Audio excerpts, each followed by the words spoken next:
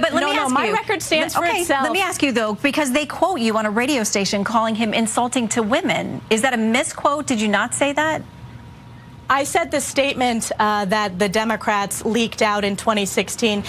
It's a disgrace that you would take a New York Times article and just read negative quotes when the reality was I was the only Republican elected woman from the Northeast who voted for him in 2016, who has strongly supported him, and I'm proud to be one of his strongest allies today.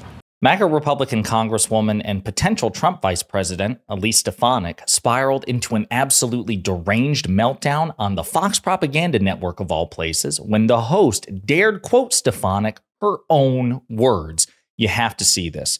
But before we unpack all that, if you end up liking this video and you want to support the channel, please be sure to hit the like, subscribe, and alert bell before you go. Folks, this is absolutely crazy stuff, and I say that as somebody who is inundated in MAGA rhetoric and MAGA electoral politics. This may very well take the cake. This may very well exceed anything we saw from Kristi Noem, the Republican governor of South Dakota, who was also touted as a potential Trump VP pick. Elise Stefanik is somebody that we've talked about before. She may be the craziest of all the MAGA acolytes, maybe even more so than Marjorie Taylor Greene, and I mean that. And you're going to see it in her demeanor, in her bearing, in her words in this clip. This is about 3 minutes long. She is on the Fox propaganda network talking on friendly terrain, friendly turf with a relatively friendly host. Watch this scene unfold and watch how she unloads on host Shannon Bream when Bream quotes Stefanik herself. Leadership. I want to talk to you about the Veep stakes. Your name is continually thrown out as being on the short list potentially, that this trip may be part of an audition. The New York Times had a lengthy piece where they talk about your transformation, they say, from somebody who was not supportive of President Trump to somebody who is full-throatedly supportive of him. They say you called him a whack job at one point, and they add this. In August 2015, she told a New York radio station that he was insulting to women and that his candidacy would hurt the party's efforts to attract female voters. According to her former friends, they continue, she thought Mr. Trump was too awful and ridiculous to be taken seriously. Her revisionism still shocks those who have known her the longest and who remember the disdain she expressed for Mr. Trump back then. So the question is when, more importantly, why did you change your mind about President Trump? Well, Shannon, it's a disgrace that you would quote the New York Times with nameless, faceless, but they're quoting your sources. Friends, so I'm giving you a chance to respond to that. Shannon, they're not quoting my friends. Those names are not included because they are false smears. I was attacked. To be fair, there are a number of names of people. Just to be fair, there are a number of names of people who are quoted in the article. Shannon, let me correct you. People can read it for themselves. This is a false smear, and let me tell you a fact, Shannon. In 2016, I was attacked as the only elected Republican from the Northeast who voted for President Trump. Democrats spent hundreds of thousands of dollars attacking me for that fact. So to say that I didn't support him is just false. I have been proud to be one of the strongest supporters, going back to when he ran for 2016, which was when it was my first re-election to the House. I have strongly supported him. He is going to be the next president of the United States. The American people know that. My constituents know that. And I'm proud to be one of his strongest allies in Congress. I have always put my district first, New York 21 first, and America first. And this is an opportunity for us to stop the failures of Joe Biden and elect a president who led to a booming economy, a strong national security. But my record speaks for itself, Shannon. But let me ask you. My record stands for itself. Let me ask you, though, because they quote you on a radio station calling him insulting to women. Is that a misquote? Did you not say that?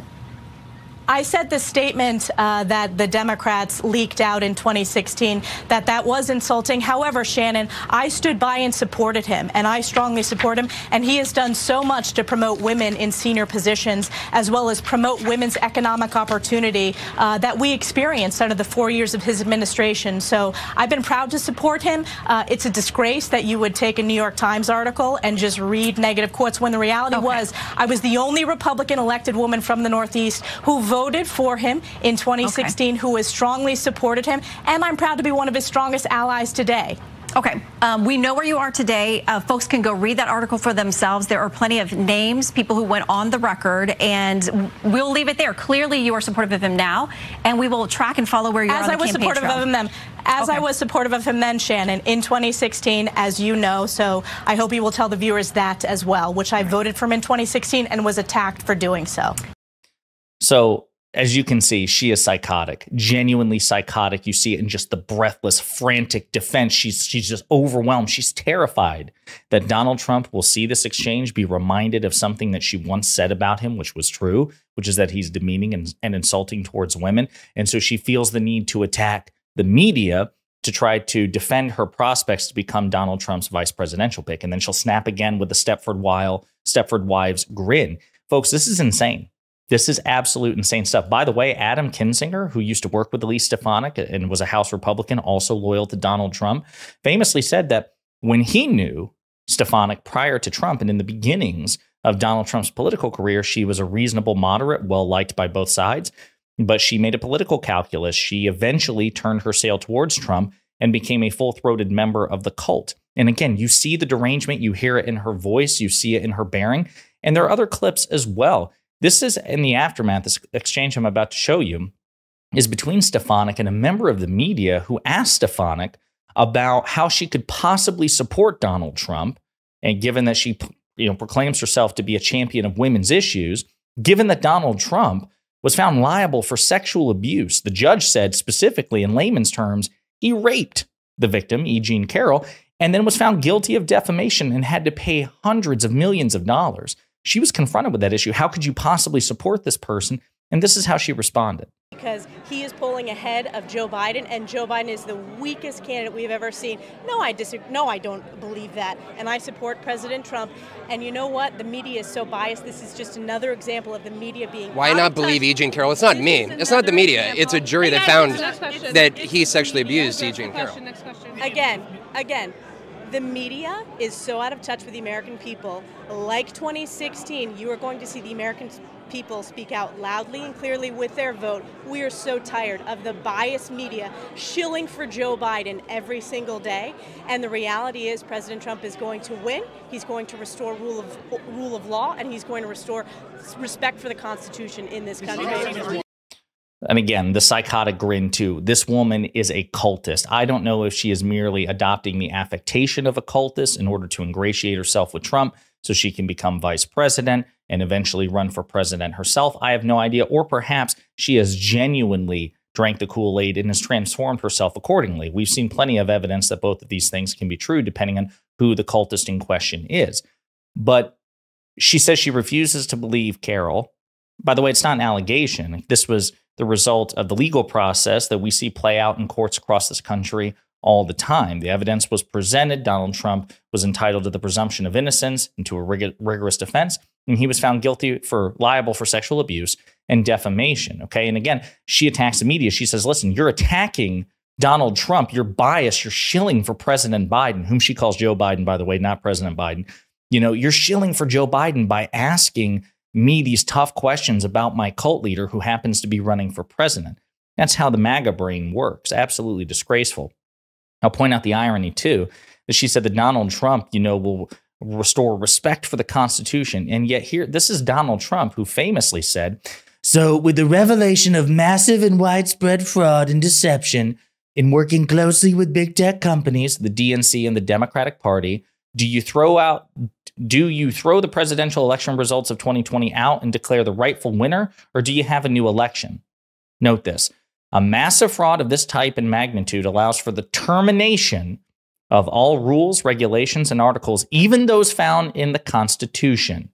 Our great founders did not want and would not condone false and fraudulent elections. So he's advocating for the termination of the United States Constitution in order to evict Joe Biden from the White House. Not an election. I mean, he made this tweet like a year ago when President Biden was already inaugurated and serving as president. He said that Biden should be evicted from the White House and Trump himself should be restored. And if that means terminating the Constitution, so be it. And yet here, Elise Stefanik is saying, no, Trump will actually restore respect for the Constitution. These things are mutually exclusive. Donald Trump obviously doesn't care about the Constitution, which is part of the reason why he trampled all over it during his 4 years in office and certainly during his attempts to unlawfully stay in power, right? This notion that maybe the vice president should be able to throw out ballots that he doesn't like, except Democrats. Democratic vice presidents shouldn't be able to do that. So, for example, by Donald Trump's own logic, Vice President Kamala Harris should have total discretion to just toss out Trump votes that she doesn't like if Trump wins the election in 2024. That doesn't count, obviously, because these are special rules for Republicans. But again, Note how snowflakey and weak and pathetic these losers are. They can't even handle tough questions on their home turf, on the Fox propaganda network. She was asked a fair question. Listen, you, like many others, are full-throatedly supportive of Trump now, but you weren't always. You said pretty critical and honest things about him. You know, can you describe your transformation? And Stefanik is just freaking out. No, Mr. Trump, please, Mr. President, don't. She's lying. She's spreading fake news by quoting me, by quoting my words. But she's doing it from the New York Times. The logic doesn't make any sense at all. But she's afraid. She's afraid that will reduce her stature in Donald Trump's eyes, and he'll seek a potential vice president elsewhere, which makes sense, right? Because the one currency for Trump is abject, sycophantic loyalty. And if he sees that this person whom he's considering for vice president at one point was critical of him, that may be enough for that person to no longer be in his favor. So, absolutely deranged stuff from Elise Stefanik. This woman deserves nothing but contempt and mockery, as all MAGA Republican politicians do. And as a matter of fact, we have another MAGA Republican to talk about who also disgraced himself in the media today, but we'll talk about that in a different video. Let me know what you think in the comments.